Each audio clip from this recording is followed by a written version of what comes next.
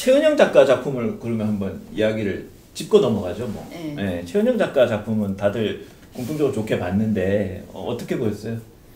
그냥 뭐 되게 이제 네. 고전적이죠. 뭐 빛이라는 것도 그렇고 점점 이제 희미해져가는 과거에 뭐 10년 전 거의 10년 전 얘기잖아요.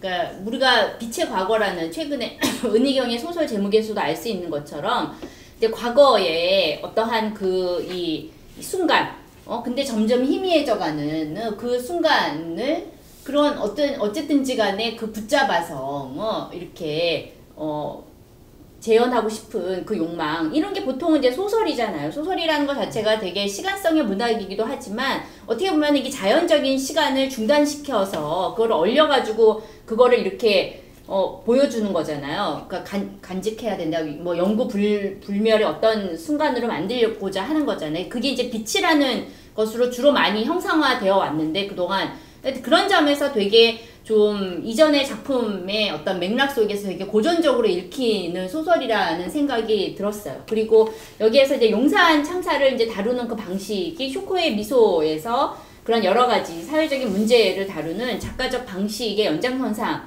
있다라는 그런 느낌이 들었고, 뭐 그렇죠. 그리고 일단은 굉장히 이제 문장이 매끄러워서 잘 읽히고 그러면서도 여기에서 글쓰기 에세이를 쓰면서 이제 글쓰기에 대한 이야기를 하고 있다는 거 작가가 그래서 뭔가 작가 나름의 어떤 그 작은 다짐 같은 거 비밀스러운 다짐 같은 것들을 좀 드러내고 있는 것 같고 그래서 뭐 특히나 이제 저 같은 경우도 이제 대학에서 이렇게 시간 강사를 하고 있고 그러한 상황과 맞물리면서 여러 가지 저의 상황과 또 맞아떨어지는 부분이 있기 때문에 또 생각할 거리도 많이 있고. 마음속의 대상? 아이고 제가 심사위원이 아니죠. 심사위원들이 뽑은 거기 때문에. 제가 좋았던 부분은 이제 뭐 한마디 덧붙이자면 저도 이제 좋게 제일 내 마음속의 대상으로 뽑았는데 자꾸 내 마음속의 대상이라고 이게 되게 좀 웃기게 들리는데 어쨌든 좋게 읽은 이유는 이 여성주의 서사가 굉장히 많은데 저는 이 세대에서 세대로 연결되는 여성주의 서사가 주로 이제 뭐 모계 서사라든가 혈연으로 연결되는 서사 이런 서사들로 이어지거나 아니면 그냥 리셋돼 버리는 서사. 마치 이전에는 여성주의가 없었던 것처럼 지금 마치 새롭게 여성주의라는 것이 빵 하고 터져 나온 것처럼 그렇게 새로운 것으로서 여성주의 서사를 다루는 것들이 많았는데 여기서 드러나는 것들이 저는 굳이 그 승계되는 여성들의 어떤 연대감이나 이런 것들을 드러내지 막 편하게 드러내지 않고서도 그 자기가 마음속에 스승으로 삼았던 여성의 삶이 한때 반짝이었던 그 삶이 희미해져가는 그런 것들을 자신도 답습하고 또다시 또 새로운 문제의식으로 다시 받아안고 가는 그런 것들을 굉장히 잘 그려냈다라는 점에서 그래서 세대에서 세대로 이어지는 여성주의의 역사라든가 이런 것들을 저는 잘 형상화해낸 소설이 아닌가 그래서 저는 좋게 읽었습니다. 자, 이번에는 이제 개별 작품을 이야기할 수도 있고요. 그 다음에 이제 전체 추세를 또 한번 아까 트렌드를 살필 수 있는 지표적인 작품집이라고 제가 얘기를 했는데 어떤 전체적인 추세를 한번 가늠해보는 그런 시간도 한번 가져보겠습니다.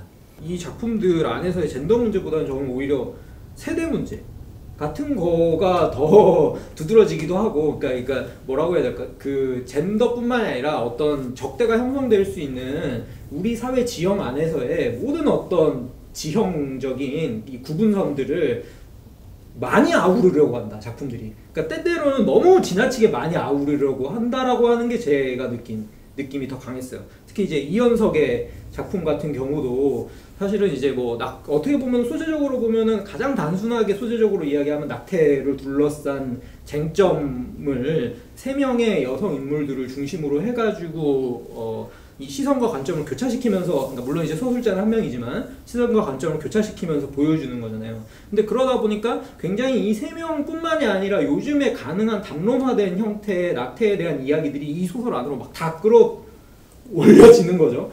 이런 것들이 이제 소설적으로 어떻게 보면은 형상화의 문제일 수도 있고 어려움의 문제일 수도 있는데 이 소재 하나가 요즘에는 하나를 끌고 들어오면 그물처럼 이렇게 좌르르르르 다 같이 끌려 들어오는 느낌? 그러다 보니까 젠더는 요즘에는 하나 기본적인 영역이라고 이야기를 할 수 있다면 이 젠더를 어떻게 보면 입구로 해가지고 그 다음에 뭐가 추가적으로 더 들어오느냐가 오히려 경향성을 형성하지 않나? 라는 생각이 들었어요. 신진경 선생님. 그 심사평을 들여다보면 그 행간에 뭔가 어떤 그 말하지 못한 이 말줄임표들이 저는 읽혔어요. 제가 이제 그 나이대라서 그런지는 모르겠지만 저는 그런 게 읽혔고 예를 하나 들어보시다죠. 네. 그 예를 들면 이제 그 오정희 선생이 그 이 강화기 음복에 대해서도 짧은 시간 단조로운 정경으로 다소 불친절하게 진행되는 이 소설은 그러나 보다 섬세한 독법을 요한다.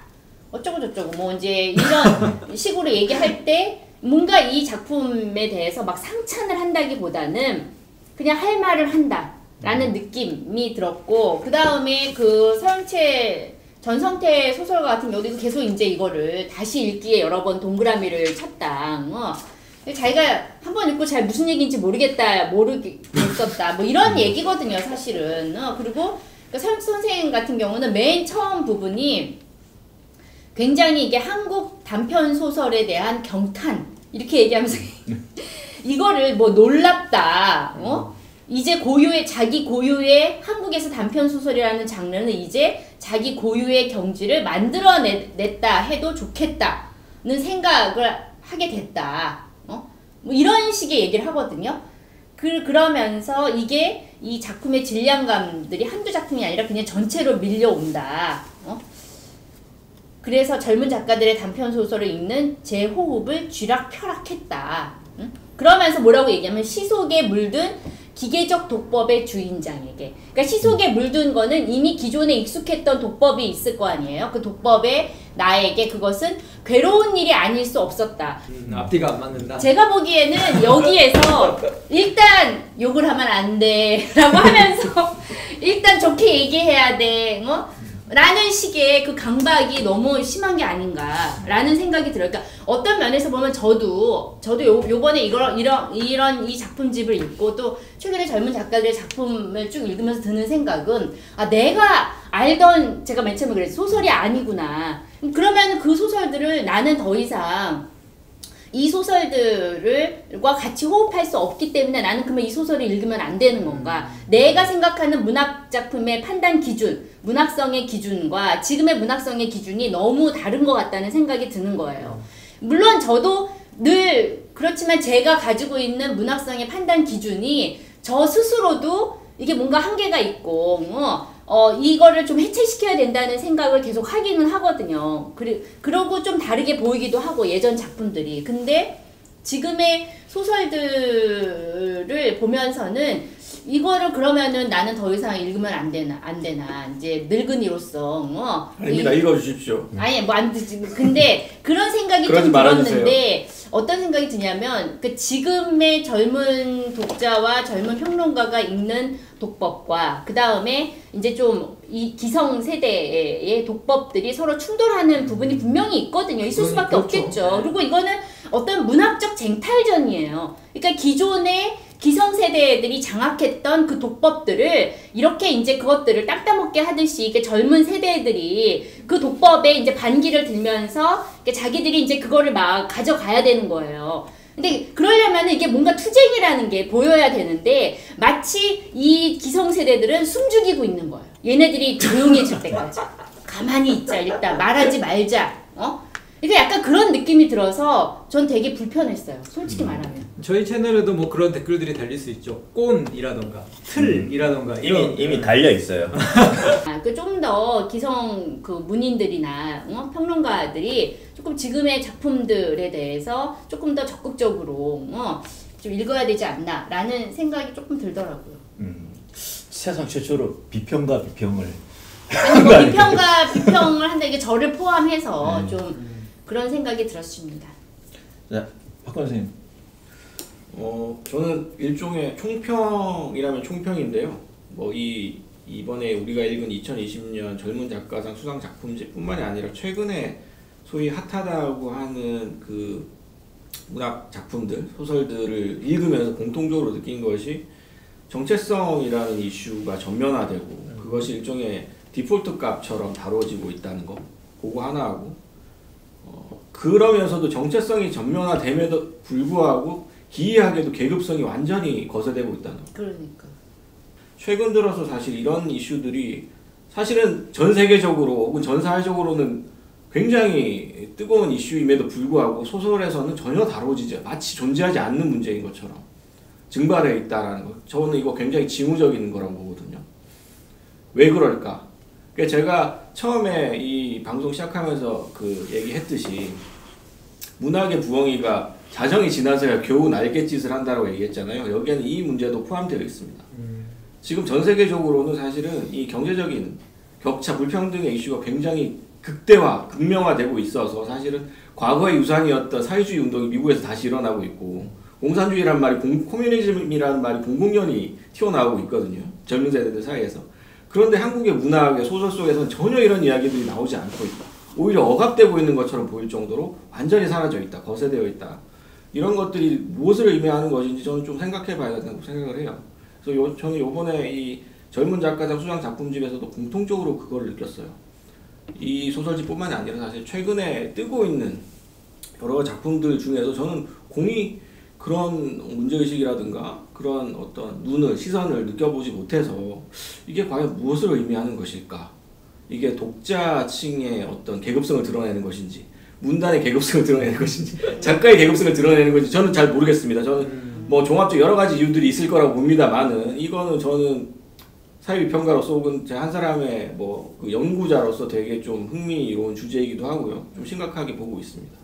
아니 그러니까 저도 요번에 N번방 사건을 보면은 이게 이제 10대 20대가 새로운 비즈니스를 발견한 거예요. 사업거리를. 그러니까는 사실 얘네들이 이제 막 그렇게 좀 소위 말하는 금수저 출신들이 아니잖아요. 그러니까 그런 남자들이, 젊은 남자들이 자기보다 더 어리고 자기들보다 더 취약한 계층의 여자들을 성적으로 착취해서 그 돈을 버는 새로운 비즈니스를 만들어내고 그 비즈니스를 통해서 어쨌든 부를 축적하겠다는 거거든요. 그러니까 사실 이게 성착취의 문제라는 게 젠더 문제만이 아니라 계급 문제란 말이에요. 그렇기 때문에 요 문제들이 조금 이제 보도나 이런 걸 통해서도 이제 좀 드러나야 되는데 이런 문제가 잘 드러나지 않는다. 왜 남자들이 그렇게 스스로 포주를 자처하는가? 10대, 20대 남성들이. 그러니까 그 돈 때문이거든요. 그러니까는 그런 식의 문제의식들이 사실은 사회 전반적으로도 이런 문제를 다룰 때 젠더는 젠더 이슈로만, 계급은 계급 이슈로만 이렇게 따로따로 있는 게 아니라 사실은 이게 다 교차되고 우리가 뭐 다 지난번에도 얘기했지만 선량한 차별주의자에서 얘기했지만 다 교차되는 문제인 거잖아요. 그렇기 때문에 계급의 문제라든가 이러한 것들은 정말 거의 이렇게 탈색되어 있는 것 같은 느낌이 들었어요. 그래서 어떻게 보면은 너무 그 개론적인 어떤 내용들을 전달하는데 좀 급급한 게 아닌가. 그래서 아까 이제 말씀한 다른 세계에서도라는 그것도 그냥 무슨 여성의 어떤 성적 자기 결정권과 그 다음에 생명에 대한 존중이 서로 상충되는 것은 아니다. 동시에 같이 있을 수 있다. 마치 평행 우주처럼 같이 있을 수 있다라는 식의 그 아이디어 하나밖에 없는 게 아닌가. 그것들을 위해서 갖춰야 될 여러 가지 어떠한 이 소설적인 디테일들은 조금 이렇게 희생되는 것이 아닌가라는 생각이 들고, 약간 저는 이제 김초엽의 인지공간이라는 소설 자체도 그냥 그런 거 있잖아요. 이거 어떤 보편이라고 일반이라고 얘기하는 혹은 이제 그 공통된 어떠한 지식, 거기서 이제 너무 모자라는 것도 너무 이제 뛰어난 것도 이제 다 이제 사장되는 일종의 어떤 이 기준과 표준, 만들어진 기준과 표준의 그 격자 세계, 이제 그것을 이제 이렇게 벗어난 어떤 존재, 그 존재가 가지는 어떠한 의미, 뭐 이러한 것들을 추구하는 거잖아요. 근데 이것 자체가, 이 아이디어 자체가 그렇게 뭔가 이거를 좀 더 어떻게 구체적으로 형상화하느냐, 우리에게 좀 더 어떤 뭔가를 새롭게 감각하게 하면서 뭔가 인식적 충격을 주면서 하느냐가 사실은 소설이라는 장르거든요. 이 사실을, 이 메시지를 전달하는 게 소설이 아니라, 그런데 여기에서는 그냥 메시지 자체가 너무 추상적으로 전달된 게 아닌가라는 인지공간이라고 하는 이 제목 자체도 그렇고, 저는 이제 그런 점에서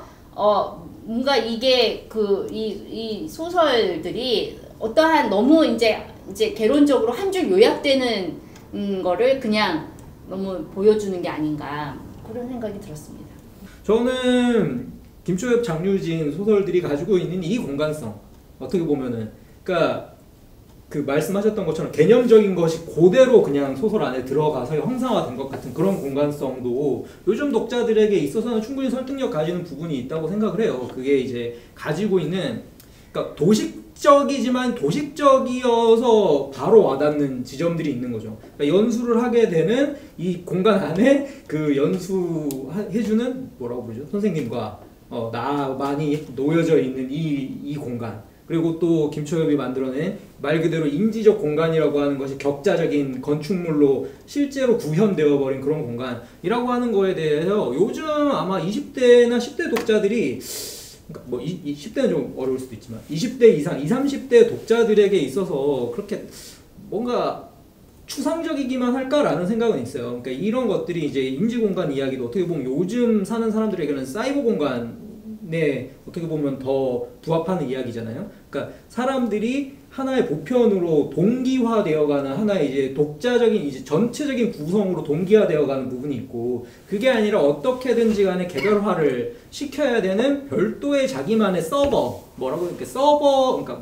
전체 서버와 개발화된 자기만의 서버 같은 것들을 독립해서 구축해야 된다라고 하는 이런 종류의 인식이 요즘 독자들한테는 오히려 설득력 있는 부분이 있을 수 있다. 저는 근데 좀 약간 그런 게 요즘 독자라는 말이 좀 위험한 레토릭 같아요. 왜냐하면 문학 자체가 워낙 왜소화되어 있기 때문에 지금 뭐 이 작가들이 잘 팔리는 건 알지만 대중 영역에서 보면 아무리 잘 팔려도 정말 안 팔리는 거거든요. 그러니까 사실은 문학을 소비하는 이 독자층을 요즘 독자라고 얘기하는 거는 조금 어떻게 보면 제가 볼 때 사약적이라고 볼 수도 있고 아니면 뭐 샘플, 표본이라고도 볼 수 있는데 그 표본으로서의 타당성을 지니는가는 저는 좀 의문이 첫 번째 들고 네. 그 다음에 두 번째 그 다자적인 목소리를 이제 많이 얘기를 하는데 그 어려운 말로 폴리폰이라고 하는 이 다성성이는 크게 두 가지로 작동한다고 봐요. 첫 번째는 뭐 저수지의 개들 같이 여러 명의 주인공이 등장을 하는데 이 여러 명의 주인공이 다 딴 목소리를 내는 게 아니에요. 사실은 그런 영화들에서 나오는 다성성은 뭐냐면 하나의 주제 아래 기여하는 여러 개의 목소리인 것이죠. 그러니까 진정한 다성성은 이제 뭐 그 시대 정신을 담는 거죠. 한 작품 안에라도 여러 개의 시대 정신이 이제 겹치는 거를 우리는 다성성이라고 얘기를 하잖아요. 그러면 그 다성성에 부합하는가에 대한 이야기를 우리는 해봐야 될 것 같아요. 그럼 무조건 많은 사람들이 나와서 각기 다른 목소리를 낸다고 해서 이걸 다성성이라고 얘기를 하면 다성성이 너무 쉬워지는 문제가 생기는 것 같아요. 근데 지금 뭐 이 작품들도 그렇지만 많은 주인공들이 나와요. 거의 주인공에 준하는 혹은 뭐 주인공이 약간 관찰적으로 빠지기도 하는 듯한 느낌? 그런데 그 사람들이 내는 목소리가 과연 우리 다성성이라고 얘기하는 거기에 부합할 수 있는가? 이런 얘기도 우리는 한번 해봐야 될 것 같아요. 그러니까 어떻게 보면은 자기 판단이 아직 준비되지 않았고 그것에 대한 확신이 없을 때 슬그머니 뒤로 빠지는 그런 전략일 수도 있다는 거죠. 그쵸. 어떻게 보면은. 근데 뭐 그럴 수는 있죠. 젊은 작가이기 때문에 아직 정확한 자기 이데올로기가 없으면은 그렇게 또 그건 어떻게 보면은 장편적 세계이기도 하고 그 단편 소설에서 그런 거를 요구하는 건 좀 무리일 수도 있는데 그래서 저도 이번에는 뭔가 몇몇 소설들은 장편으로 쓰는 게 더 합당한 것 같은데 문제는 장편으로 쓰면 이렇게 이상으로 잘 쓸 수 있을까에 대한 의문도 들긴 들었거든요. 이현석의 그 다른 세계에서도 같은 경우에는 저는 막 재밌게 읽지는 않았는데 어쨌든 지금 낙태라는 이슈, 사회적인 이슈를 전면적으로 다루고 있는 소설이어서 꼼꼼하게 읽어보려고 읽었었는데 저는 이 소설을 읽으면서도 사실은 조금 아쉽다고 느낀 것이 낙태 이슈 같은 경우에는 사실 굉장히 계급적인 이슈이기도 하거든요. 특히 가난한 여성들이 낙태를 해야 되거나 그런 이제 위험에 처했을 때 겪어야 되는 선택지하고 중산층 이상의 여성들이 겪어야 되는 선택지는 전혀 다르고 그런 사회적인 포지션에 따라서 어떤 선택을 할지가 사실은 그 여성의 미래를 결정해버리는 경우도 굉장히 많고 제 주변에서도 많이 봤는데 그런 부분에 대해서 이 소설은 전혀 마치 그런 게 없는 것처럼 의사들끼리의 얘기들을 다루거나 혹은 의사이거나 혹은 뭐 어떤 칼럼을 쓰는 소위 말하는 먹물들이죠. 그런 사람들, 저는 그런 사람들을 소셜미디어에서 과대 대표되고 있는 사람들이라고 부르는데 그런 사람들의 세계 속에서 상상되고 있는 어떤 사회적인 이슈들, 그런 것들로 소설이 처음부터 끝까지 그 수밀관 되다 보니까 낙태라는 문제가 과연 이런 담론적인 문제로만 치환될 수 있는 것인가. 사실 제가 아는 낙태 이슈는 가장 이제 어떤 적대로서의 낙태 이슈는 다룰 때는 가장 이제 다뤄야 될 것이 기독교 세계거든요. 특히 프로라이프라고 불리는 그 집단으로 이제 뭉쳐져 있는 그 보수도 아니고 사실은 극우주의적인 기독교 세력들이 사실은 낙태 입법화를 가장 가로막아 왔고 정치권에서 낙태에 관련된 이슈를 여성주의자들이 요구하는 대로 하지 못한 가장 큰 이유가 사실은 거의 유일한 이유라고도 볼 수 있어요. 그 기독교 세력이거든요. 그 이슈가 전혀 나오지 않았다는 거. 낙태를 다룸에도 불구하고. 사실은 그게 낙태에 관련된 이슈의 80% 이상이에요. 사실은 입법화를 막는. 그 부분에 대한 문제의식이 전혀 보이지 않는다는 거. 그리고 여성들의 계급성의 문제, 낙태와 관련해서 여성들이 자신의 계급적인 지위, 계급에 의해서 어떻게 다른 선택을 할 수밖에 없는지에 대한 문제의식, 이런 것들이 전혀 다뤄지지 않고 단순히 그냥 의사들이나 지식인들 사이에 어떤 담론으로서의 낙태가 다뤄지고 있다는 거, 굉장히 관념적이라고 느꼈거든요. 굉장히 좀 읽으면서 너무 공허하다 이것은, 그런 느낌이 들었습니다. 그래서 말씀하신 것처럼 너무 이제 담론적으로만 다루는데 그 담론적으로 다루는 다른 사회과학 서적에 비해서는 뭔가 정보나 아니면은 그 그렇죠. 의식 수준이 조금 떨어지고 그렇죠. 그렇다고 해서 소설적으로 뭔가 구성력이 뛰어나서 이걸 뭐 재밌게 잘 구성을 해서 이제 그것에 대해서 어떤 여러 가지 논쟁들을 유발할 수 있는 뭔가가 있는 것도 아니고, 그러니까 이게 약간 좀 애매한 포지션에 있는 소설이었던 것 같아요. 그러니까 뭐랄까 개념으로서의 다성성이나 교차성과 우리가 이제 실제 삶을 살아가면서 경험하게 되는 실제로서의 교차성이나 다성성은 좀 다른 영역이다라는 거. 특히 뭐 계급이 소거될 때 그런 문제들이 좀 제일 심각해진다라는 점. 사실 계급이 소거된다고 제가 표현을 했지만 사실 계급이 소거되는 것은 특정 계급이 과대대표된다는 것은 다른 말이거든요. 몸전의 양면이거든요. 특히 장유진 소설에서 저는 그런 것들을 굉장히 많이 느끼는데 소위 서울에 살고 있는 중산층 이상의 고학력자들만 주인공으로 등장을 하잖아요. 여기 나오는 연수라는 소설도 소설 속 주인공은 CPA 그 공인회계사가 된 여성, 좋은 대학을 나오고 그래서 연수를 첫 차가 아우디.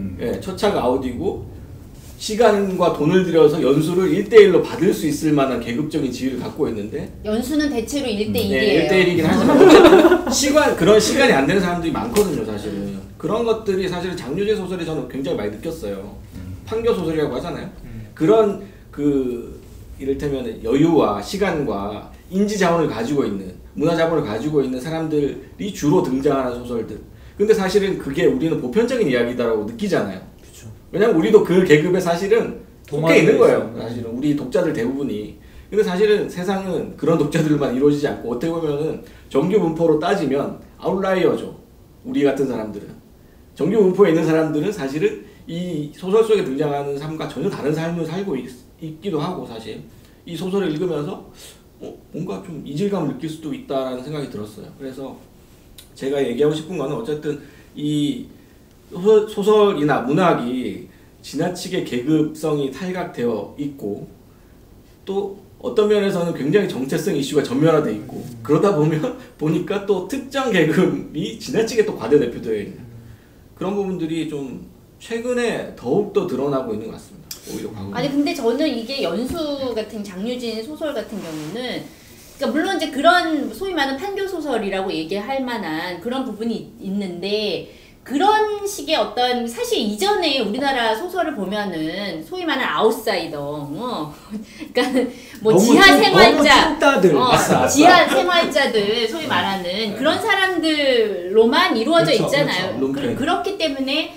사실 소위 말하는 상류계층의 어떤 삶의 디테일이라든가 그들의 습속이라든가 뭐 이러한 것들에 대한 그 탐구가 별로 없었고 사실 중산계층들의 어떤 일상, 그들의 어떤 욕망, 뭐 그런 삶의 방향성이랄까, 그러한 것들도 사실은 잘 몰랐다는 거예요. 그런 점에서 저는 장유진의 이러한 소설들이 어떤 면에서는 부분적으로는 이렇게 그쵸. 공감할 수 있고 또 부분적으로는 공감할 수 없는 이제 소위 말하는 어떤 중상류 계층 사람들의 어떤 삶을 오히려 더 디테일하게 잘 다뤄주는 것이 더 좋지 않을까. 근데 제가 보기엔 이 소설은 혹은 이제 장유진의 이전 소설들을 보면은 자기 계급성? 그러니까 그건 실제로 작가 자신의 계급성이라기보다는 작품 안에 있는 그 인물들의 자기 계급에 대한 어떤 자의식이나 혹은 그에 대한 어떤 이 자기 비판적인 어떤 시선이랄까? 어떤 객관화된 어떤 그런 태도가 너무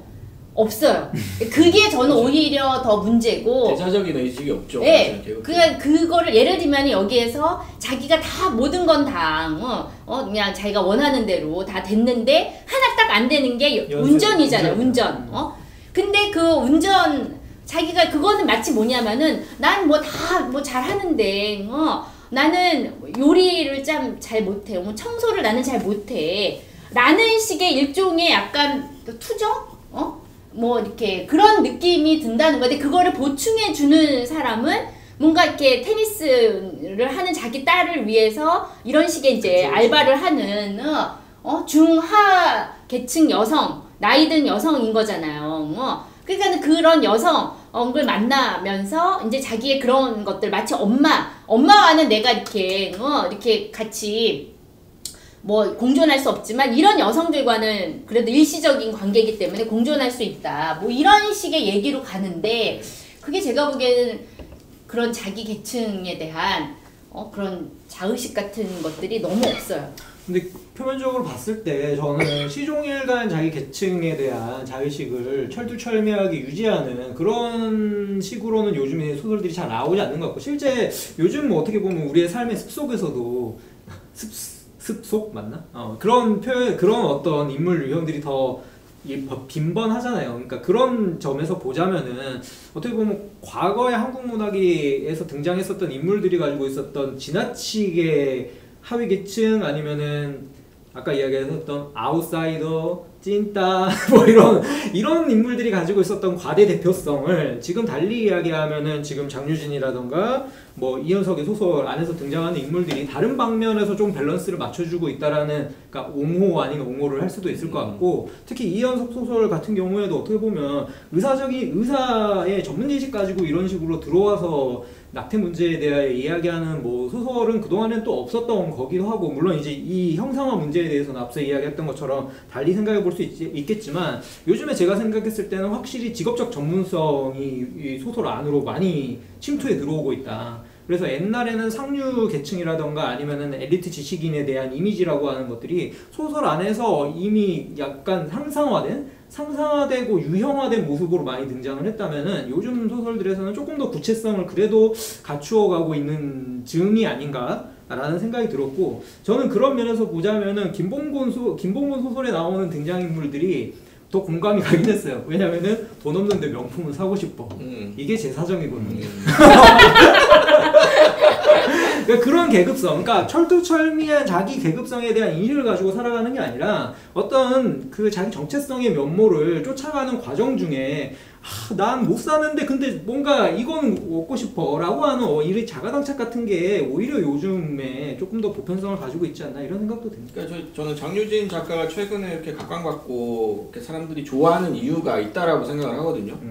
개인적으로 저는 특별히 뭐 선호하는 스타일은 아닙니다만은 그러니까 제가 예전에도 편집위원분들이랑 같이 뭐 글도 썼지만 제가 지금 요즘 우리 시대의 정신을 하나의 정체성으로 드러내면 저는 소비자, 피해자 정체성이다라고 생각한다고 말씀드린 적이 있는데 소비자로서의 그러니까 여성이나 아들이나 딸이나 혹은 시민 이전에 사실은 우리가 가장 소비자로서의 정체성이 전면에 일상화되어 있고 그런 정체성을 소설적으로 가장 전면적으로 드러내서 쓰고 있는 사람이 장유진 소설가라고 생각을 하거든요. 그래서 이 연소라는 그 소설 속에서도 사실은 이 등장하고 있는 이제 주인공이 가지고 있는 기본적인 디폴트 값으로 정체성 소비자예요. 이 연수를 받는 돈을 내고 자기가 그 시간 동안 이 연수를 받게 되면서 느끼는 어떤 자신의 뭐 플러스 마이너스의 어떤 계산을 하고 뭐 그런 것들 그런 이제 계산하는 주체 소비자로서 계산하고 있는 주체가 전면적으로 드러나 있고 그거를 나름대로 재미있게 그려내기 때문에 장유진 소설가가 굉장히 요즘 인기가 있는 것 같고 그런 측면에서 소비자 정체성도 사실은 정체성 이슈 중에 하나죠. 그렇죠. 예. 그 대표적인 정체성, 그러니까 뭐 젠더적인 측면에서의 정체성도 있지만 소비자로서의 정체성도 사실은 우리 시대에 굉장히 중요한 정체성이라고 생각을 합니다. 그래서 인기가 있었던 것 같아요. 네. 저는 근데 개인적으로 조금 아까 뭐 중산층 얘기가 나와서 그런데 쭉 보면 단 한 명도 예외 없이 중산층이거나 고학력자들이에요. 김봉곤 소설에 나오는 그들도 그렇고 어쨌든 지식인이죠. 부르디에식으로 얘기하면 편집자, 네, 편집자. 그 상징 자본이 많은 출판사 사람들. 편집자. 그러니까 네. 상징 자본이 많은 사람이거나 뭐 어쨌든 자본이 축적돼 있는 사람들을 대상으로 하는 것 같아요. 근데 비정규직 문제라든가 그러니까 그런 자본이 20대들이 지금 그런 자본들이 많이 없잖아요. 그리고 또 어떻게 보면 목소리를 상실한 사람들도 꽤 많고 어떻게 보면 아예 이제 이런 쪽으로 접근할 수조차 없어서 트위트조차 하지 않는 그 목소리를 상실한 사람들. 그러니까 옛날에는 그 상실한 사람들이 과대 표집되었다면 지금은 오히려 그 상실한 사람들이 굉장히 제 생각에는 80% 이상 분포하고 있을 텐데 그들은 아마 아예 그 이쪽 독자로 유입조차 안 되고 있을 거고 당연히. 근데 그런 사람들의 목소리는 좀 아까 탈각이라는 표현을 쓰셨는데 탈각됐다는 생각이 들긴 들더라고요. 네.